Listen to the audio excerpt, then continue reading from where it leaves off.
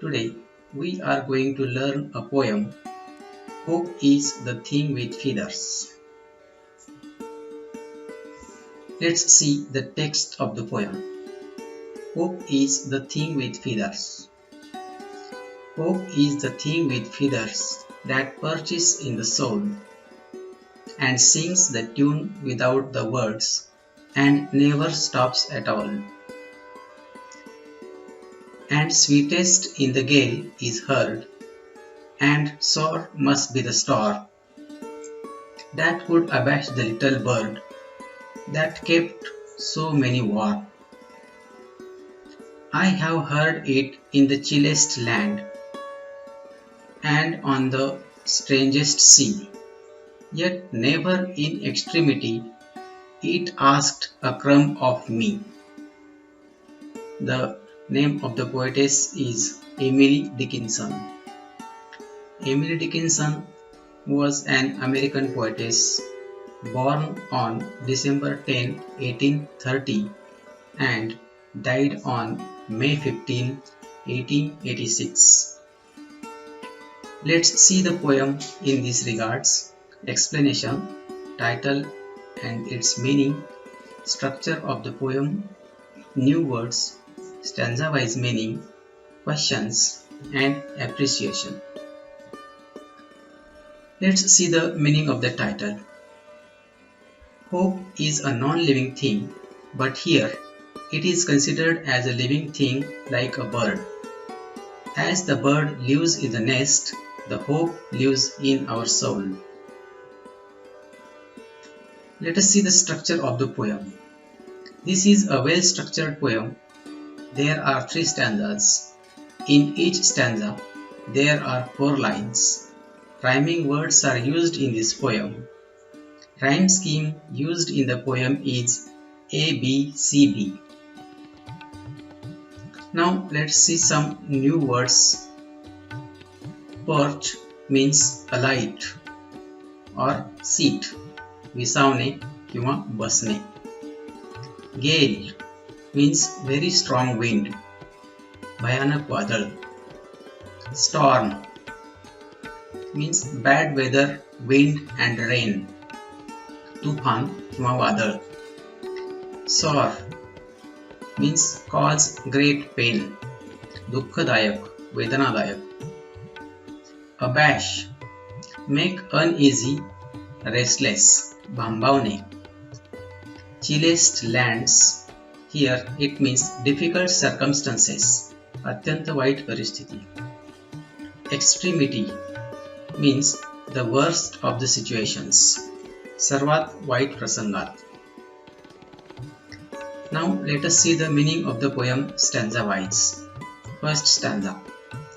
Hope is a thing with feathers that perches in the soul and sings the tune without the words and never stops at all. See the meaning of this first stanza.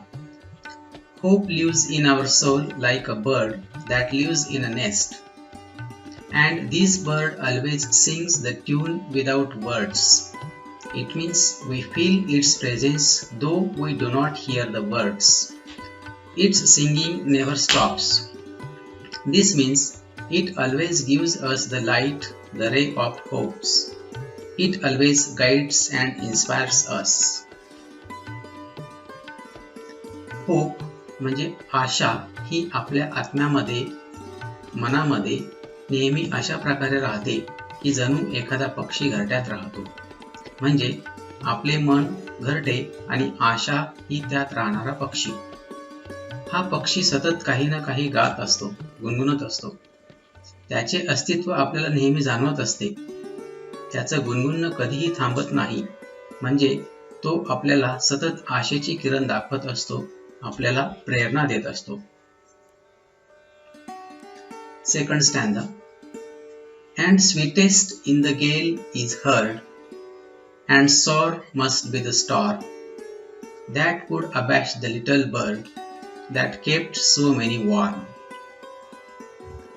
Now see the meaning of this stanza. In the situation like the storm, this hopeful bird sings its sweetest song. It means it encourages us in the most difficult time.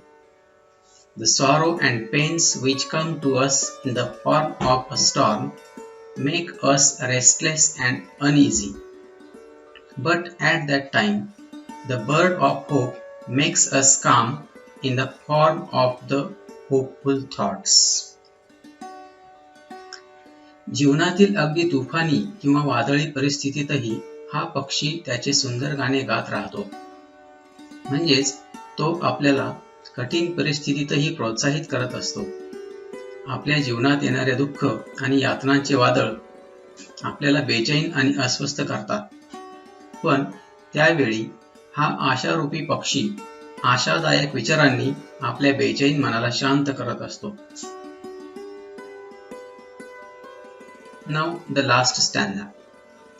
I have heard it in the chilliest land and on the strangest sea, yet never in extremity it asked a crumb of me. See the meaning of this stanza. The poetess says that she has heard the song of this bird, the hope, in the most difficult situations. But even in such worst of the situations, this bird never asked a little thing from her in return. It means this bird, the hope, lives always with us and encourages and guides us without any expectation. कवयित्री म्हणते की तिने या पक्ष्याचे गीत तिच्या जीवनातील अगदी कठीण प्रसंगातही ऐकलेले आहे. परंतु अगदी अशा बिकट परिस्थितीतही या पक्षाने आशेने तिच्याकडून कसलीही अपेक्षा केली नाही. म्हणजेच ही आशा, हा पक्षी आपल्याकडून कशाचीही अपेक्षा न करता सतत आपल्याबरोबर राहत असतो, आपल्याला प्रोत्साहन देतो व आपले मार्गदर्शन करत असतो. Now let us see some comprehension questions. Activity 1. Complete the following lines from the poem. Point 1. The hope bird is sitting in the soul. Second point. Singing of the hope bird never stops. Third point. The bird sings its sweetest song in a gale. Fourth point. The bird asks nothing in the extremity. Activity 2. Match the following. First point, hope, bird. Second point, gale or storm, toughest time in life. Third point, keep warm, provide comfort. Fourth point, a crumb, a very small bit. Activity 3. Write any pairs of rhyming words from the poem. First, storm, warm. Second, see, me. Now let us see the appreciation of the poem with the given points. First, title. The title of the poem is Hope is the Thing with Feathers. Second point, poet. The name of the poet or poetess is Emily Dickinson. Third point, rhyme scheme. The rhyme scheme used in this poem is ABCB. Next point, figure of speech. Personification. Here, hope, a non-living thing, is described as a bird, a living thing. So, it is an example of personification. म्हणजे चेतन गुणोक्ती अलंकार.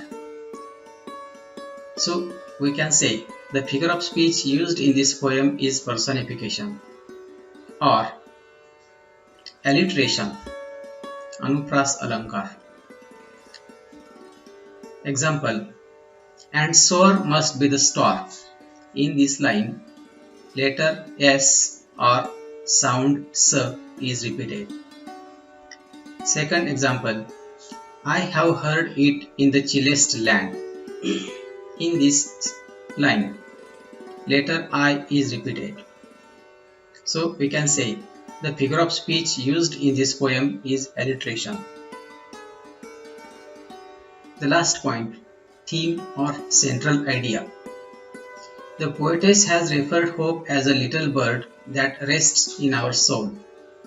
It keeps us hopeful in any situation. It gives us power to go on in the most difficult conditions in our life without any demand. Thank you for watching the presentation.